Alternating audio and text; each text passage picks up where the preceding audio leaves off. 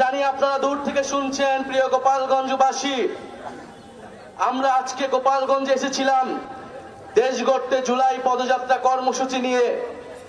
আমরা কোনো যুদ্ধের আহ্বান নিয়ে নয়, শান্তি এবং দেশ গড়ার আহ্বান নিয়ে গোপালগঞ্জে আজকে এসেছি। প্রিয় গোপালগঞ্জবাসী, আমরা গোপালগঞ্জের নাম বদলাইতে আসি নাই। আমরা এসেছি ভবিষ্যৎ বাংলাদেশে, এই নতুন বাংলাদেশে গোপালগঞ্জ মানুষের অধিকার যাতে রক্ষা করা হয় সেই প্রতিশ্রুতি দিতে। প্রিয় গোপালগঞ্জবাসী, মুজিববাদীরা আজকে বাধা দিয়েছে। গণ অভ্যুত্থানের মধ্যে আমরা বলেছিলাম বাধা দিলে বাঁধবে লড়াই, সেই লড়াইয়ে জিততে হবে এবং সেই লড়াইয়ে আমরা জিতেছিলাম। আজকে আবারও বাধা দেওয়া হয়েছে, দ্বিগুণ গতিতে এর জবাব আমরা দিব ইনশাআল্লাহ। প্রিয় গোপালগঞ্জবাসী,